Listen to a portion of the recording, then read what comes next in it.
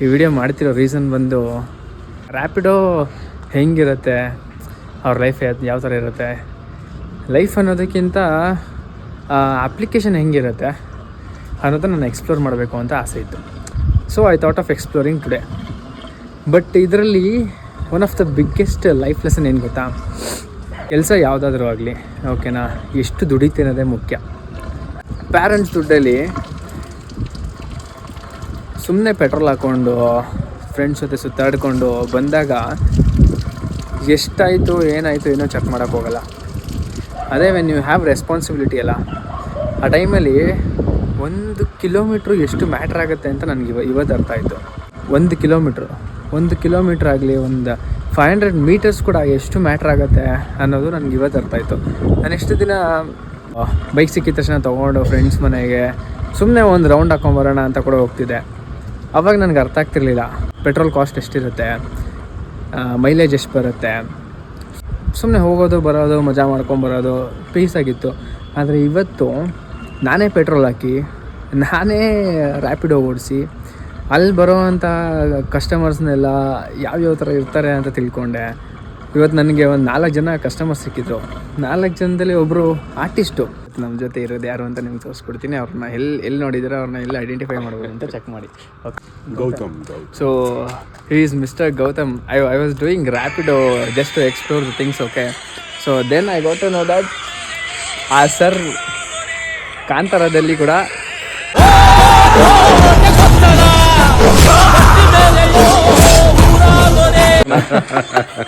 ನನಗೆ ಅವ್ರು ನೋಡಿ ತುಂಬ ಖುಷಿ ಆಯಿತು.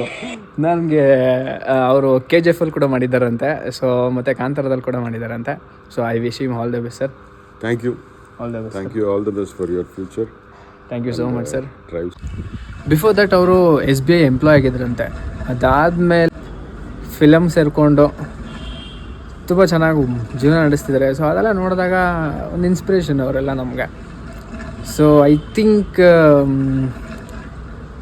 ಇವಾಗ ಮ್ಯಾಟ್ರ್ ಆಗೋದೇನಂತಂದರೆ, ನನಗೆ ಪರ್ಸ್ನಲಿ ಮ್ಯಾಟ್ರ್ ಆಗ್ತಿರೋದೇನಂತಂದರೆ, ನೀನೇನು ಮಾಡಿದೆ ಜೀವನದಲ್ಲಿ, ನೀನೇನು ಮಾಡ್ತಾ ಇದೀಯಾ. ರಾತ್ರೋರಾತ್ರಿ ಜನ ಓಡ್ತಾ ಇದ್ದಾರೆ, ಜೀವನದಿಂದ ಓಡ್ತಾ ಇದ್ದಾರೆ. ಕಷ್ಟಗಳನ್ನ ಯಾವ ರೀತಿ ಕ್ಲಿಯರ್ ಮಾಡ್ಕೊಬೇಕು, ನಾನು ಯಾವ ರೀತಿ ಮುಂದೆ ಬರಬೇಕು ಅಂತ ಜನ ನೋಡ್ತಿದ್ದಾರೆ. ನಾನೇನು ಮಾಡ್ತಾಯಿದ್ದೀನಿ? ದೊಡ್ಡ ಕ್ವಶನ್ ಮಾರ್ಕ್ ನನ್ನ ಮುಂದೆ ಇದೆ. ನೀವೇನು ಮಾಡ್ತಾಯಿದ್ದೀರಾ? ನಿಮಗೂ ಜೀವನದಲ್ಲಿ ನೀವೇನಾದ್ರು ಮಾಡ್ತಾಯಿದ್ದೀರಾ ಅಂತ ಅನ್ನಿಸ್ತಿದೆಯಾ? ಅಥವಾ ನೀವು ಏನಾದ್ರು ಮಾಡಬೇಕು ಅಂತ ಅನ್ಕೋತಾ ಇದ್ದೀರಾ? ಅಥವಾ ಅಂದ್ಕೊಂಡೇ ಇನ್ನೂ ಅದೇ ಜಾಗದಲ್ಲಿ ಇದ್ದೀರಾ? ಅಥವಾ ಒಂದು ಸ್ಟೆಪ್ ತೊಗೊಂಡಿದ್ದೀರಾ?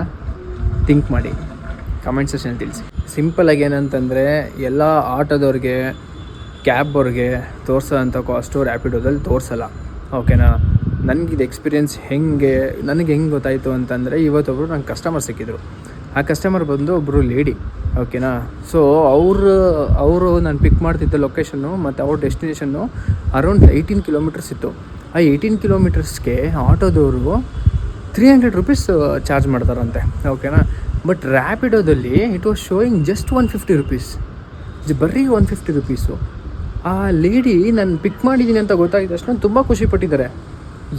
ಯಾಕೆ ಅಂತಂದರೆ, ಯಾರೂ ಪಿಕ್ ಮಾಡಲ್ವಂತೆ. ಅವ್ರು ಪ್ರತಿ ಸಲ ಹೋದಾಗಲೆಲ್ಲ ಯಾರೂ ಪಿಕ್ ಮಾಡಲ್ವಂತೆ, ಬಿಕಾಸ್ ಕಾಸ್ಟ್ ಕಮ್ಮಿ ಇದೆ ಅಂತ. ಆದರೆ ಆಟೋದವ್ರು ಮಾತ್ರ ಪಿಕ್ ಮಾಡ್ತಿದ್ರಂತೆ. ಇವತ್ತು ನಾನು ಅಚಾನಕ್ಕಾಗಿ ಅಲ್ಲಿದ್ದೆ, ನಾನು ಎಕ್ಸ್ಪ್ಲೋರ್ ಮಾಡ್ತಾಯಿದ್ದೆ, ನಾನು ತಗೊಳಕೊಂಡೆ. ಸೊ ಇದೆಲ್ಲ ನಾನು ಹೋಗಿ ಅವ್ರನ್ನ ಡ್ರಾಪ್ ಮಾಡಬೇಕಾದ್ರೆ ಗೊತ್ತಾಗಿದ್ದು. ಸೊ ಅಲ್ಟಿಮೇಟ್ಲಿ ಆಟೋಗೂ ರ್ಯಾಪಿಡೋ ಬೈಕಿಗೂ ತುಂಬ ಡಿಫ್ರೆನ್ಸ್ ಇದೆ. ಸೊ ರ್ಯಾಪಿಡೋ ಯಾರೇ ಮಾಡಿದ್ರು ಆದಷ್ಟು ಹುಷಾರಾಗಿ ಮಾಡಿ. ಹಾಗೆ ಕಾಸ್ಟ್ನ ನೋಡಿಕೊಂಡು, ಕಿಲೋಮೀಟರ್ಸ್ ನೋಡಿಕೊಂಡು ನಿಮ್ಗೆ ವರ್ಕೌಟ್ ಆಗುತ್ತೆ ಅಂದರೆ ಮಾತ್ರ ಮಾಡೋಕ್ಕೋಗಿ, ಇಲ್ಲ ಅಂದರೆ ಮಾಡೋಕ್ಕೆ ಹೋಗ್ಬೇಡಿ. ಇದೇ ಥರ ಇನ್ನೂ ಏನಾದರೂ ಎಕ್ಸ್ಪ್ಲೋರ್ ಮಾಡಬೇಕು, ಇನ್ನೂ ಯಾವ್ದಾದ್ರು ಕಂಟೆಂಟ್ ನಮ್ಗೆ ಬೇಕು ಅಂತಂದರೆ, ಇನ್ನೂ ಎಕ್ಸ್ಪ್ಲೋರ್ ಮಾಡಿ ಯಾವ್ದಾದ್ರು ವಿಷಯಗಳನ್ನ ತಿಳಿಸ್ಕೊಡಿ ಅಂತಂದರೆ ಕಮೆಂಟ್ ಸೆಕ್ಷನಲ್ಲಿ ಕಮೆಂಟ್ ಮಾಡಿ ಮಾಡೋಣ.